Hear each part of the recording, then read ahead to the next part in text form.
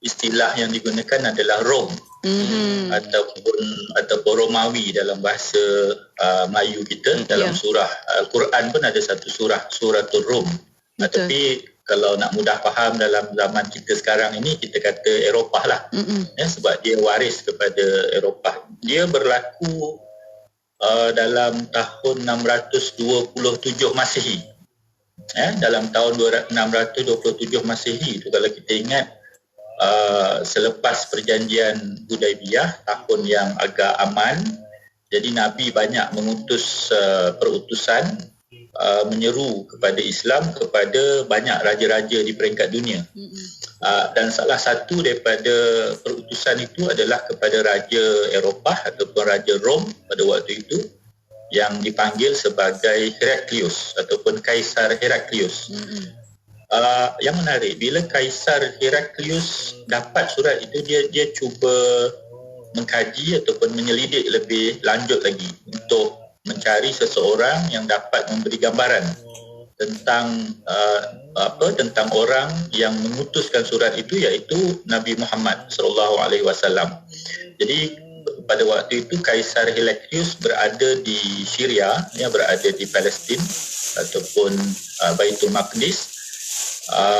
Kebetulan pada waktu itu ada rombongan dagang daripada Mekah yang diketuai oleh Abu Sufyan.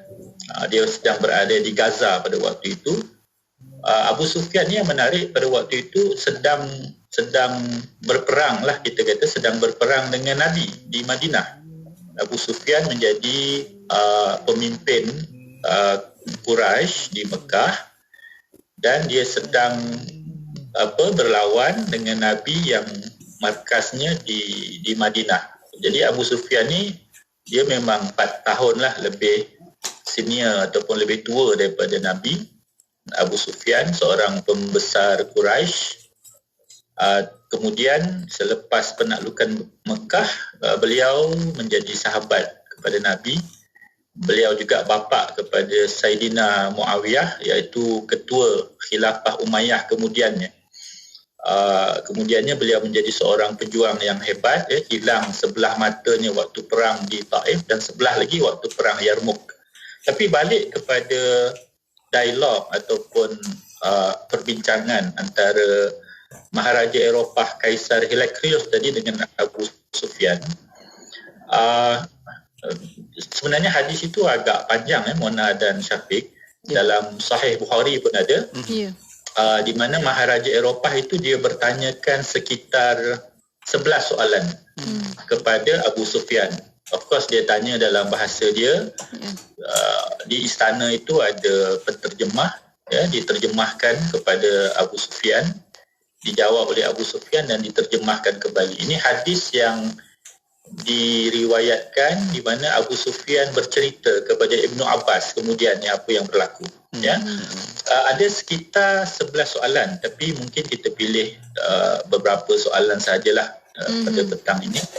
Antara soalan yang ditanyakan oleh Maharaja Rom atau Eropah pada waktu itu kepada Abu Sufyan, dia tanya, pernahkah kamu tuduh dia berdusta sebelum dia menyerukan seruannya ataupun seruan Islam? Maksudnya, pernah tak Abu Sufyan dan juga Quraisy mendapati Nabi ini berdusta? Jadi jawapan Abu Sufyan, walaupun dia sedang berperang dengan Nabi ni, jawapan Abu Sufyan, dia kata tak pernah. Jadi bayangkan Nabi ni dia tidak pernah berdusta. Kemudian Maharaja Eropah ni tanya lagi, pernahkah dia berkhianat? Jawapannya tidak juga, tidak pernah berkhianat. Sebab dalam hadis tu dinyatakan qala fahal kuntum tattahimunahu bil kadzib qabla an taqula maqala qultu, kata Abu Sufyan, la. Kemudian ditanya oleh raja tu lagi, qala fahal yaghdir qultu la. Jadi maksudnya dia pernah berdusta tak? Tak pernah. Dia pernah berkhianat tak? Tidak pernah. Jadi Maharaja Eropah ni kata, bila dia tanya dia pernah berdusta tak 40 tahun sebelum dia dapat wahyu tu, Abu Sufyan kata tidak. Jadi Maharaja Eropah ni punya kesimpulan, jika dia tidak pernah berdusta terhadap manusia, bagaimana mungkin dia akan berdusta kepada Allah. Begitu ya. Jadi itu uswah hasanahnya. 40 tahun hidup dikenali sebagai Al-Amin ataupun As-Sadiqul Amin. Tidak pernah berdusta, tidak pernah berkhianat kepada manusia, dan sekarang dia bercakap tentang wahyu daripada Allah Ta'ala, membawa agama dan sebagainya, maka sudah tentulah bagaimana mungkin untuk dia berdusta atas nama Allah Subhanahu Wa Ta'ala. Kemudian satu lagi soalan yang ditanyakan oleh Maharaja Eropah kepada Abu Sufyan, dia tanya apa yang diperintahkannya kepada kamu. Jadi Abu Sufyan jawablah yang pertamanya tauhid dan segala implikasi tauhid. Yang menariknya bila Abu Sufyan bercakap tentang amalan yang menjadi suruhan Rasulullah sallallahu alaihi wasallam, Abu Sufyan merumuskannya kepada lebih kurang 4 perkara. Satu, mendirikan solat. Mendirikan solat. Yang kedua tu menarik, selepas mendirikan solat tu berlaku jujur gitu. Maksudnya jujur dari segi perkataan, jujur dari segi janji, jujur dari segi amanah. Yang ketiga, menjaga kehormatan diri ataupun dalam bahasa Arabnya afaf gitu. Dan yang keempat, mempertingkatkan hubungan silaturrahim. Abu Sufyan kata wa ya'muruna bis-shalah was-sidqi wal-afafi was-silati. Jadi 4 perkara. Kita sangat tertarik sebab dalam riwayat tersebut dinyatakan Heraklius kata kalau benar segala yang kamu beritahu beta tentangnya, dia, maksudnya Nabi Muhammad itu akan melenyapkan pemerintahan beta di tempat beta sedang berdiri sekarang, iaitu Syria, Palestin, Baitul Maqdis. Memang betul lah dalam sejarah itu yang berlaku. Maksudnya kalau orang Islam benar menegakkan solat, menegakkan kejujuran dalam perkataan, janji dan amanah, memelihara kehormatan diri, mempertingkatkan hubungan silaturahim sesama kita, maka kita akan menguasai dunia. Masalah sekarang ni solat dan puasa mungkin dibuat, tapi dari segi integriti itu tak ada, kan? Contoh kejujuran itu tidak ada. Jadi di situ bagaimana mungkin untuk kita menjadi bangsa yang agung ataupun bangsa yang tinggi. Itu yang selalu ditekankan oleh oleh ilmuwan Islam. Kalau kita lihat umpamanya satu puisi yang pernah ditulis oleh Yahya bin Ma'in. Yahya bin Ma'in kata harta ni halal ke haram ke, kedua-duanya akan lenyap, akan musnah. Tapi dia kata yang kekal menanti kita di hari akhirat itu adalah dosa ataupun pahala. Begitu. Ataupun ada satu lagi, orang tanya kepada Sufyan As-Sauri tentang kelebihan pahala bersembahyang di barisan yang paling depan. Kata Sufyan As-Sauri, perhatikanlah makanan yang kamu suap, dari mana ia datang, meskipun akibatnya kamu bersembahyang di saf yang tercorot ataupun di saf belakang. Kata Sufyan As-Sauri, teliti dari mana duitmu datang, walaupun dengan itu kamu terpaksa bersembahyang di barisan paling belakang. Jadi itulah maksudnya solat itu penting, tiang agama, tapi dalam masa yang sama uswah hasanah kita mencerminkan as-sidqu tadi, integriti, kejujuran dari segi perkataan kita, dari segi bila kita berjanji dan dari segi bila kita diberikan kepercayaan dan amanah. Jadi daripada rumah tadi sampailah siasah antara bangsa, kita lihat Nabi Muhammad SAW itu satu model, satu contoh yang amat sempurna. Itu dia, kita dapat lihat contoh-contoh dan juga situasi yang doktor berikan kepada kita akan sama-sama bukakan lagi ruang minda kita ini, bagaimana contoh yang terbaik, teladan yang dibawakan oleh baginda bukan saja diiktiraf di satu tempat saja, tapi serata dunia yang membuat kajian tentang sirah baginda semua memperakui tentang apa yang baginda buat adalah yang terbaik. Masya-Allah. Ya, alhamdulillah. Dan untuk waktu ini kita akan berehat seketika. Sekali lagi kita akan kembali selepas ini. Untuk anda boleh hantarkan soalan melalui WhatsApp konti 0112900404 dan juga boleh tinggalkan soalan anda di FB Live IKIM FM, di YouTube IKIM Media. Berehat seketika, kembali selepas ini. Assalamualaikum, saya Ustazah Isfadiah. Firmanullah Subhanahu wa taala dalam surah Al-Kautsar ayat kedua yang bermaksud, tunaikanlah salat dan sembelihlah kurban sebagai tanda syukur. Jom kita rebut peluang buat ibadah kurban bersama serantau Muslim. Harga berpatutan, gambar bahagian kurban anda dapat dan anda juga akan dapat resit dan sijil penyertaan. Memang berbaloi. Sertai kurban mudah bersama serantau Muslim. Layari kurbanmudah.com atau hubungi 03-8408-1789. Sedekah Serantau Muslim. Sah dah solat? Dah, Mak. Apa, Sah? Tadi bukan main lawa lagi dengan lipstiknya, dengan foundationnya. Dah bersih saya cuci, Mak. Apa, Sah? Cepatnya. Jangan buat main-main lah. Tak sah wuduk nanti. Mak, Sah kan pakai Nuraisa. Nuraisa ni kan kosmetik mesra wuduk. Senang nak bersihkan dan nak tanggalkan. Apa, Sah? Nuraisa lah, Mak. Nuraisa. Nuraisa. Kosmetik mesra wuduk Nuraisa. Selamat menyambut bulan Syawal dengan penuh kegembiraan dan ketakwaan. Ayuh bersama-sama dalam infak pembinaan Masjid Kampung Sungai Pusu Gombak. Sesungguhnya tidak akan berkurang harta dengan melakukan sedekah. Anda terus boleh berinfak melalui laman sesawang masjidsungaipusu.com atau ke akaun bank Islam 1416-2011-000520. Jom infak. Berita terkini, jadikan syarikat anda seorang kini dalam enjin carian di internet dengan penajaan program Radio IKIM tahun 2022. Antaranya, kadang-kadang kita menafikan kemanusiaan langsung sedangkan Islam tidak menafikan kemanusiaan. Untuk L, Alif, Ya, Lam. pengisian program bermutu, ilmuwan jitu dan gabungan mantap. Satu ilmu yang Allah rezekikan kepada kita. Itu saya yakin. Hubungi 017-345-2564 atau 012-686-9236 hari ini. Jangan anda terlepas. Bila kita cerita tentang hati, yang mana kita nak beramal dengan hati, Nabi dah sebutkan. Kalau ilmu itu ada cabang-cabang, pecah-pecah, tak boleh seorang, dia boleh hukum semua orang. Dia boleh hukum dalam bidang ilmu dia pasti tidak akan mampu mencapai ke bidang ilmu yang lain sebab dia bukan ahli di bidang itu. Dan apabila kita pula beramal, kita tahu Nabi dah sebutkan dalam soal amal. Nabi sebutkan tentang amal, Nabi ceritakan tentang ihsan ketika ditanya oleh malaikat Jibril. Di sana malaikat Jibril menanya dan Nabi menjawab, anta abudallah ka'annaka tarahu fa illam takun tarahu fa innahu yarak. Maka kamu melakukan ibadah kepada Allah seperti kamu melihat Allah, atau sekiranya kamu tak sampai ke tahap itu, maka kamu melakukan ibadah seperti kamu dilihat oleh Allah.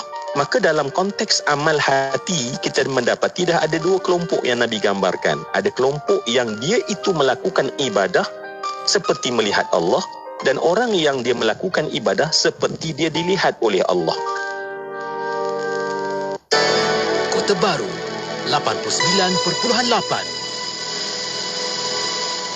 Inspirasi Inforia Islami hanya di Radio Istiqomahan Islam Malaysia. Terima kasih kepada anda yang masih setia bersama kami untuk waktu ini bersama rancangan Fas'aluna, tanyalah kami. Ya, betul, kita sedang bersiaran langsung di Facebook Live IKIM FM dan juga di YouTube IKIM. Jom sama-sama untuk kita like, comment, share dengan apa yang kita bawakan di situ, insya-Allah. Kita sedang bersama dengan yang berusaha Dr. Muhammad Sani Badron, merupakan pengarah Pusat Kajian Ekonomi dan Kemasyarakatan Pusat Emas Institut Kefahaman Islam Malaysia IKIM. Ya, dan untuk para pendengar boleh hantarkan soalan anda melalui WhatsApp konti 0112900404 dan juga boleh tinggalkan soalan anda di FB Live IKIM FM, di YouTube IKIM Media.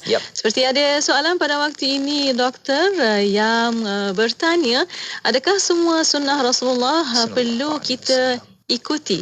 Bagaimana, Doktor? Silakan. Terima kasih, Mona. Kalau soalannya tu perlu tu pun sebenarnya daripada bahasa Arab fardu. Bila dalam lidah Melayu kita dia jadi perlulah, sebab kita susah nak sebut dot ni macam orang Arab sebut dot. Kalau soalannya perlu ataupun tidak, fardu ataupun tidak, maka dia sudah masuk dalam urusan ilmu-ilmu Islam lah ataupun fiqh begitu, ya. Sebab sunnah itu, kalau kita lihat sunnah itu sebagai cara hidup, sebagai cara Nabi menghadapi cabaran dan kehidupan. dia kemudiannya bila ingin dilaksanakan dalam konteks Islam sebagai agama sejagat yang menghadapi pelbagai cabaran sejagat, maka disusun ilmu-ilmu tertentu. Ya, jadi sunnah Rasulullah dari segi akidahnya umpamanya disusun menjadi akidah Ahlus Sunnah wal Jamaah. Ya, sunnah Rasulullah berkaitan dengan akhlak umpamanya disusun dalam disiplin yang disebut ilmu akhlak ataupun tasawuf, ya, ataupun ihsan ataupun sebagainya. Ada pelbagai istilah lah digunakan. Sunnah Rasulullah SAW dari segi amalan yang zahir umpamanya disusun dalam disiplin ataupun dalam bidang ilmu fiqh. Sebab itu dalam bidang ilmu fiqh dia akan lihat ayat-ayat Al-Quran secara menyeluruh, dia akan lihat hadis-hadis Nabi secara menyeluruh dan pelbagai nas lagi, dan dia akan nyatakan apa yang fardu diikuti. Kadang-kadang yang fardu itu pun ada yang semua mazhab yang muktabar sepakat bahawa ia fardu. Tapi kadang-kadang ada yang berpandangan lain, jadi ada fardu yang tidak disepakati, ada sedikit ikhtilaf, ya. Kemudian ada pula amalan yang dikategorikan sebagai sunat, begitu, sebagai sunat. Ada yang dikategorikan sebagai harus dan sebagainya. Jadi dari segi itulah maksudnya tidak, kalau ditanya adakah fardu, adakah semua fardu atau tidak, jawapannya tidaklah. Ya, ada sebahagian itu sekadar sunat, ada sebahagian itu sekadar harus, ya, takrir contohnya daripada Nabi dan sebagainya. Jadi itu jawapannya lah, insyaAllah. Okey, itu harap memberikan juga jawapan kepada sahabat kita yang bertanya. Pak Doktor, kita nak berbalik dengan soalan dan juga perkongsian kita berkaitan tajuk uswah hasanah dari rumah hingga siasah. Dan kita nak tahu juga Doktor, untuk pelbagai peringkat yang berlainan uswah hasanah yang satu menjamin hubungan baik sama kita. Bagaimana Doktor? Silakan. Terima kasih Syafiq. Ada satu analisa yang pernah dibuat oleh seorang ilmuwan yang bernama Syed Sulaiman Nadwi. Dia kata kalau kita lihat dalam sunnah ataupun dalam hidup Nabi itu, dia satu teladan bagi setiap kumpulan manusia, walau apa pun suasana dan keadaan manusia tersebut. Tapi kita akan dapat temukan pada hidup Nabi Muhammad SAW. Jadi beliau menyenaraikan sangat banyak. Saya ingat hampir 20 keadaan, ya. Kita sentuh sedikit lah hari ini. Kalau tak sempat, barangkali boleh kita bincangkan di waktu yang akan datang ataupun di waktu yang lain, ya.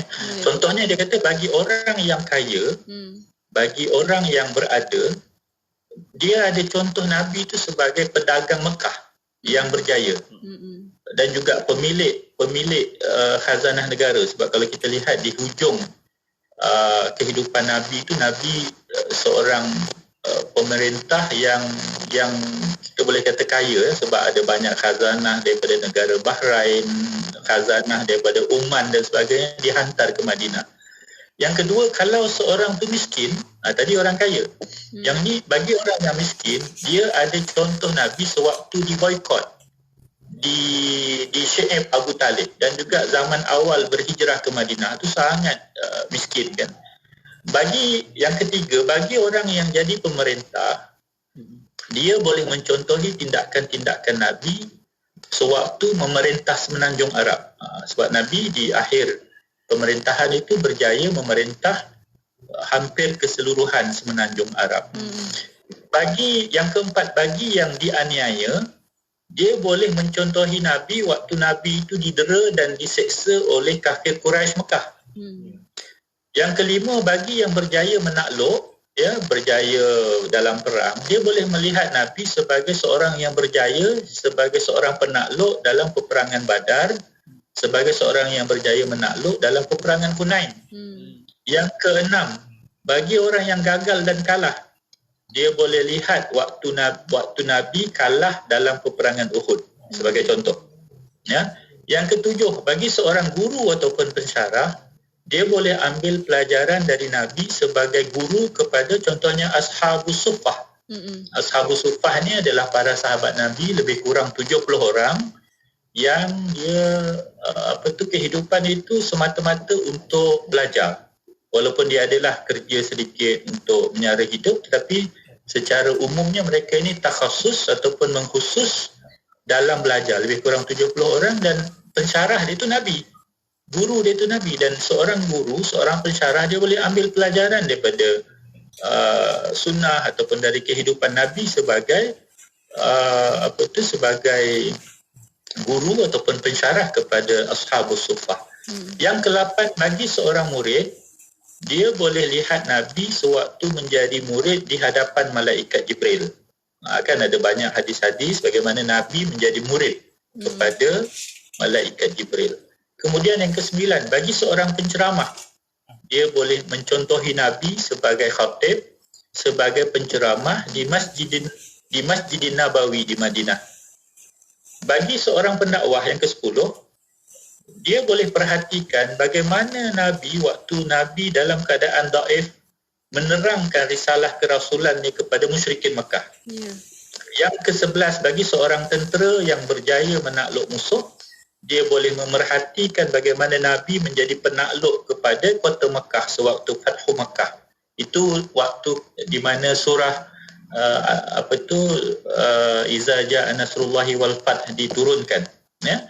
Jadi dia boleh perhatikan bagaimana keadaan Nabi sewaktu berjaya menakluk musuhnya, menakluk kota Mekah. Yang ke-12, bagi pengurus harta tanah, dia boleh melihat bagaimana Nabi menguruskan kebun dan ladang Khaybar, kebun dan ladang Fadak, menguruskan kebun dan ladang Bani Nadir dan sebagainya.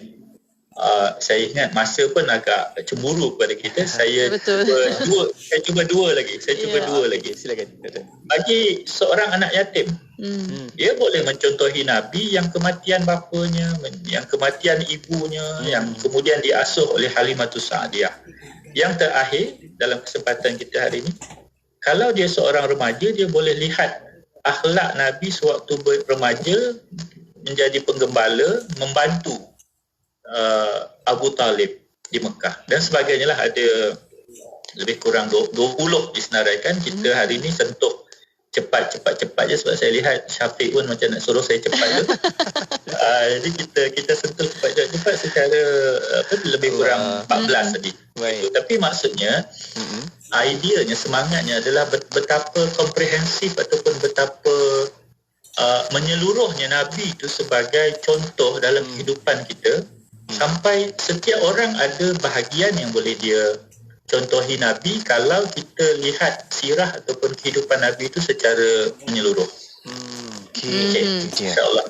Satu persatu Doktor berikan perhalusi dari setiap apa yang baginda buat, dan kita hari ini memang sangat relevan dengan apa yang kita buat, Doktor. Urusan rutin kita, dan kita gunakan kaedah apa yang baginda Nabi buat sampai bila-bila. Itulah yang sesuai dengan umat manusia, dengan apa yang baginda lakukan. Masya Allah. Ya, Alhamdulillah. Dan di akhirnya untuk waktu ini kita berterima kasih banyak-banyak kepada Dr. Rasani. InsyaAllah Doktor, kita akan jumpa lagi. Assalamualaikum. Waalaikumsalam warahmatullahi. Alhamdulillah. Terima kasih juga kepada sahabat-sahabat, rakan-rakan penonton yang ikuti kita di Facebook dan juga di YouTube IKIM. Jangan lupa untuk kita boleh buat ulang kajian dan juga dapatkan semula rancangan Fas'aluna di Facebook Live IKIM FM. Boleh tonton di situ dan boleh hayati ikut dengan apa yang kita bincangkan ini. InsyaAllah moga bermanfaat. InsyaAllah, amin ya rabbal alamin. Terima kasih kepada para pendengar dan untuk anda untuk setia bersama kami di Destinasi IKIM, Inspirasi Infuriah Islami. Mahukan pelbagai informasi terkini?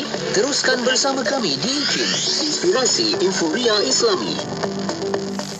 Bismillahilladzi la yadurru ma'asmihi syai'un fil ardi wala fis samai wa huwas sami'ul alim. Bismillahilladzi la yadurru ma'asmihi syai'un fil ardi wala fis samai wa السميع العليم بسم الله الذي لا يضر مع اسمه شيء في الأرض ولا في السماء وهو السميع العليم بسم الله الذي لا يضر مع اسمه شيء في الأرض ولا في السماء وهو السميع العليم